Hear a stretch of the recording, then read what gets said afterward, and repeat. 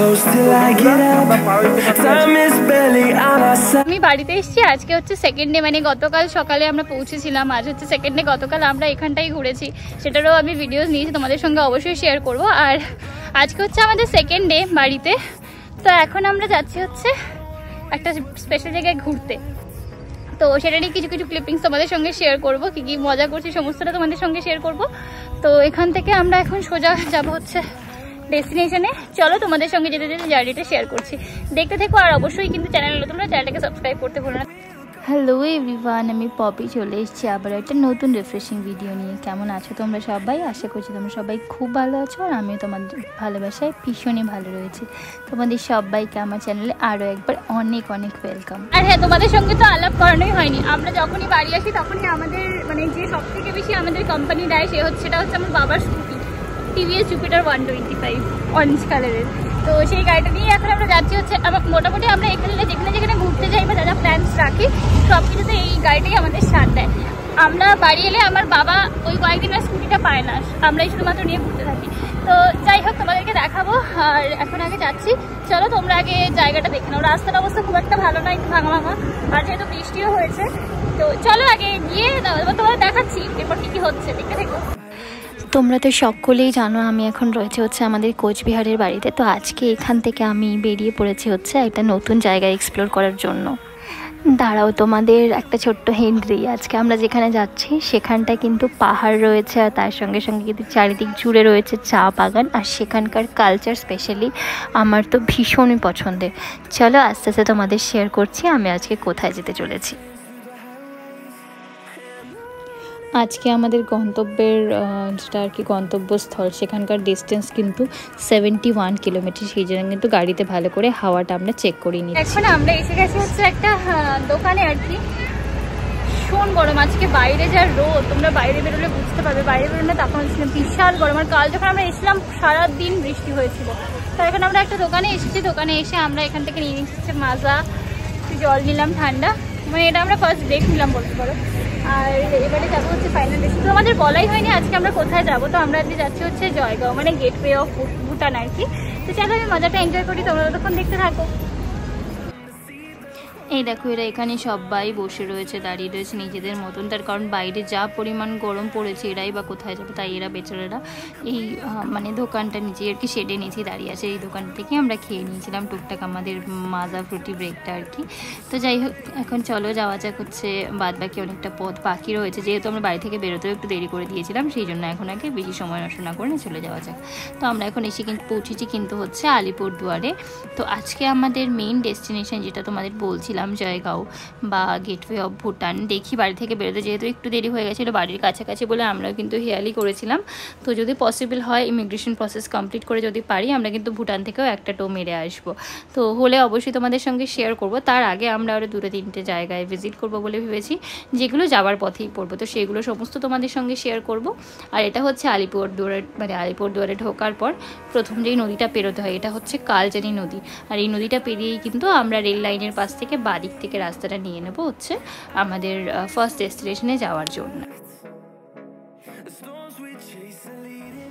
আমাদের আজকের মূল মানে গন্তব্য যেটা হচ্ছে আর কি, আমি আজকে বারবার তুতলে যাচ্ছি। আজকে আমাদের মেন মানে মূল গন্তব্যস্থল যেটা ভুটান বা জয়গাঁও আর কি, সেটা কিন্তু আমাদের বাড়ি থেকে একদম 1 ঘন্টা 42 থেকে 45 মিনিট মতন ডিস্টেন্স গুগল ম্যাপ শো করছিল।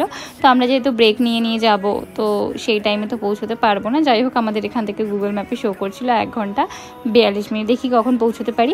আর আমাদের আজকের ফার্স্ট যেখানটায় আমরা স্টপেজ দেবো বা ফার্স্ট যেখানটায় আমরা যাবো যে ডেস্টিনেশনে, সেটা হচ্ছে পোড়ো ইকো পার্ক। এটা আলিপুরদুয়ারের মধ্যেই পড়ছে। এটা হচ্ছে আছে ফসকাডাঙ্গা বলে একটা জায়গা সেখানে। তো চলো, আমি এর আগে কখনো এই জায়গাটায় যাইনি বা আমি এই জায়গাটার ব্যাপারে শুনিও নি। আমরা জাস্ট গুগল করে দেখতে পেলাম যে আমাদের যাওয়ার পথে এটা পড়বে। তো সেই জন্য কিন্তু আমরা এই জায়গাটা ভাবলাম যে ঠিক আছে, চলো একটু এক্সপ্লোর করা যাক।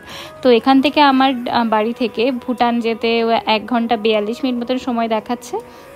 আর আমাদের ফার্স্ট ডেস্টিনেশন যেখানে আমরা পৌঁছচ্ছি সেটা দেখাচ্ছে 57 মিনিটস। তো আমরা অলমোস্ট তো প্রায় খানিকটা চলেই এসেছি, আর খানিকটা বাকি আছে। চারিদিকের এত সুন্দর বিউটি দেখতে দেখতে আমরা জাস্ট কখন যে পৌঁছে যাবো আর বুঝতেই পারছি না। বাট হ্যাঁ, ভীষণ ভালো লাগছে। যেহেতু আমরা সবসময় অফিস করি, বাড়ি আসি, কাজ করি, কাজের মধ্যে থাকি, সেই জন্য একটা ব্রেক হয় না। বাট আমার বাড়িটা এত ভালো একটা জায়গায় না, আমরা যখনই বাড়ি আসি তখনই বিভিন্ন জায়গায় আমরা ঘুরতে যেতে পারি। আর আমাদের বাড়িতে এলেও ছোটোখাটো একটা ট্রিপ হয়ে যায়। তো যাই হোক, আমরা দেখো এই সুন্দর রাস্তাগুলো পেরিয়ে, যেহেতু বৃষ্টি হয়ে যায় তাই জন্য একটু রাস্তায় কাদা রয়েছে, তো পেরিয়ে আমরা এখন চলে যাচ্ছি আমাদের ডেস্টিনেশনের উদ্দেশ্যে। তো চলো, পৌঁছে তোমাদের সঙ্গে দেখা হচ্ছে। তোমরা তখন এই রাস্তার সৌন্দর্যটা ভালো করে মন ভরে দেখে নাও।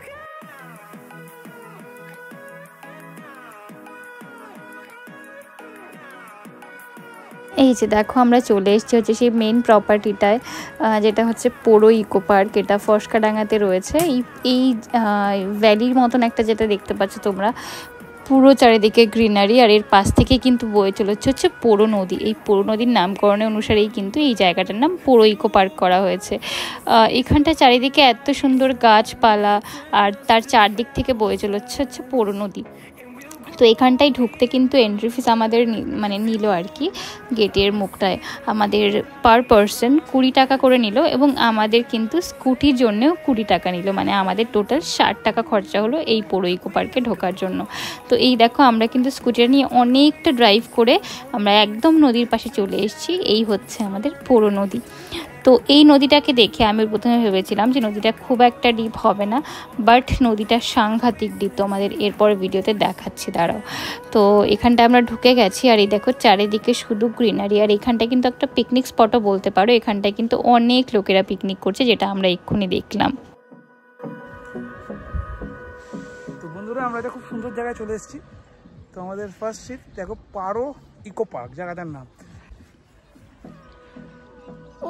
ওই দিকটা থেকে আমরা এলাম, ওই দিকটা থেকে, আর নদীটা ওই দিকটা থেকে আসছে পুরো এসে একে বেঁকে ঘুরে যাচ্ছে সেইখানে এসছে। এটা কোনো নদীর শাখা নদী বা উপনদী কিছু একটা হবে। ওই দিক থেকে একদম ওই দিকে চলে গেছে। দাঁড়াও, তোমাদেরকে দেখাচ্ছি ব্যাক ক্যামেরা করে। তো বন্ধুরা, আমরা পারো ইকো পার্কে আছি। তো একটি নদীর সামনে আমরা আছি। তো আমরা 3 জন এসেছি, আমার সাথে আমাদের স্কুটার বা আমার ওয়াইফ আর আমি। তো 60 টাকা নিলে আমরা চলে এসেছি। তো এবার তোমাদের দৃশ্যটা দেখাই।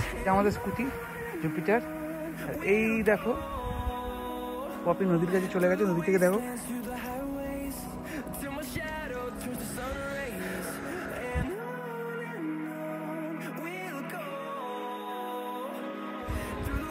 তোমরা যদি দেখো, ওই দিকটা অনেকে পিকনিক করছে, দেখতে পাচ্ছ? তো এইখানে পপি নদীর কাছে,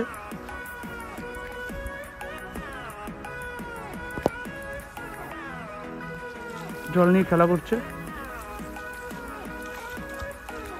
জলটা কেমন? জলটা কেমন?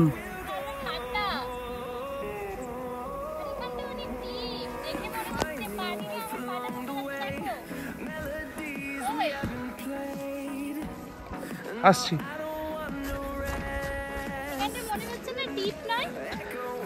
হ্যাঁ, ডিপ তো হবেই। তা তো দেখো মা, থই নেই অনেকটা জল। নদীটা অনেকই ডিপ। দাঁড়া পাটা দেখাই কতটা, দেখো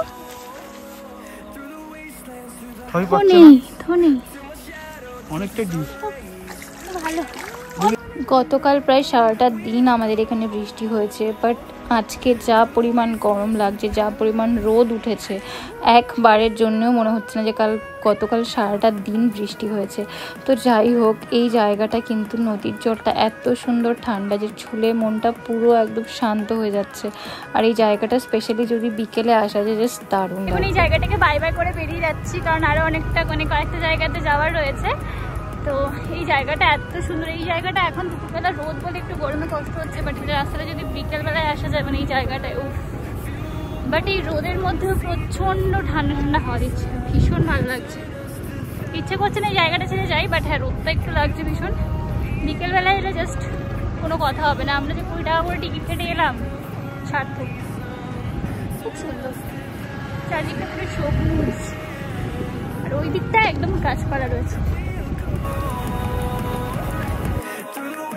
যাই হোক, এখানটা কিন্তু যেটুকুনি আমরা দেখতে পারলাম, নদীর পাশে এই যে খোলা পুরো সবুজ বিস্তৃত মাঠ রয়েছে, এখানে যেরকম পিকনিক করার জায়গা রয়েছে সেরকম কিন্তু এখানে বিভিন্ন রকমের ওয়াচ টাওয়ারও রয়েছে, প্লাস শেড করা রয়েছে, যার নিচে বসে তোমরা যদি ফ্যামিলি মিলে আসো পিকনিক করতে পারবে, বা যদি ঝড় বৃষ্টি হয় সেক্ষেত্রেও কিন্তু তোমরা এখানটায় শেডের নিচে পিকনিকের ব্যবস্থা রয়েছে। এখানে অনেক গাড়ি এসে দাঁড়িয়ে রয়েছে, যেনারা কিন্তু পিকনিক পারপাসে বা ঘোরার জন্য এসছেন, যেমন আমরা ঘুরতে এসেছি। এইখানে দেখো, এখানে একটা গ্রুপ এনারা আর কি পিকনিক করছেন। তো আমরা এই জায়গাটাকে ভাবলাম যে চারিদিকটা একটু ঘুরে নিয়ে এবার আমরা বেরিয়ে যাব হচ্ছে আমাদের নেক্সট ডেস্টিনেশনের উদ্দেশ্যে।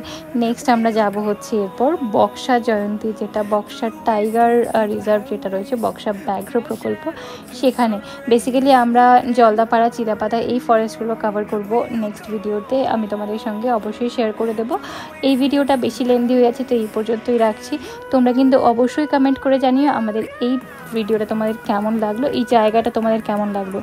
তোমরাও যদি নর্থ বেঙ্গল ঘুরতে আসো এবং যদি এই দিকটায় আসো, তাহলে কিন্তু অবশ্যই এই জায়গাটা তোমরা একবার নিজেদের ঘোরার লিস্টে রাখতেই পারো। তোমরা সামনে থেকে, ক্যামেরায় কতটাকে বোঝাতে পেরেছি আমি সেটা বলতে পারছি না, বাট সামনে থেকে তো জাস্ট অনবদ্য। এক কথা এটা তো বলতেই পারি যে এখানটা এলে তোমরা কিন্তু অবশ্যই আফসোস করবে না, এটুকুনি গ্যারান্টি আমি অবশ্যই দিতে পারি। তো যাই হোক, তোমরা অবশ্যই কমেন্টে জানিও আজকের এই ভিডিওটা তোমাদের কেমন লাগলো, এই জায়গাটা তোমাদের কেমন লাগলো। যদি ভালো লেগে থাকে প্লিজ লাইক, শেয়ার, কমেন্ট করে দিও। আর হ্যাঁ, তোমাদের ফ্রেন্ডস অ্যান্ড ফ্যামিলির সঙ্গেও অবশ্যই শেয়ার করতে ভুলো না। আর আমার চ্যানেলে যারা নতুন বন্ধুরা রয়েছে তারা কিন্তু প্লিজ সাবস্ক্রাইব করে যেও। Thank you so much for watching. আমি এরপর আজকে কিন্তু আমাদের আর কি ঘোরার লিস্টে অনেক কিছু রয়েছে। আমরা আজকে চিলাপাতা, জলদাপাড়া, বক্সার যেটা ফরেস্ট রয়েছে সেটা কিন্তু সমস্তটা কভার করে আমরা কিন্তু পৌঁছবো হচ্ছে জয়গাঁও। তো সেই সমস্ত কিছু নেক্সট ভিডিওতে শেয়ার করে দেবো।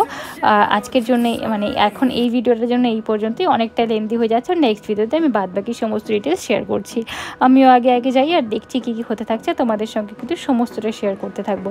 তোমরা কিন্তু অবশ্যই আমার সঙ্গে একসাথে জুড়ে থেকো, আমাকে দেখতে থেকো, আর হ্যাঁ, আমাকে প্লিজ এভাবেই সাপোর্ট করতে থেকো। Thank you so much for watching. Next ভিডিওর জন্য অবশ্যই ওয়েট করো। আর ভালো থেকো, সুস্থ থেকো, ব্যাস, বাই।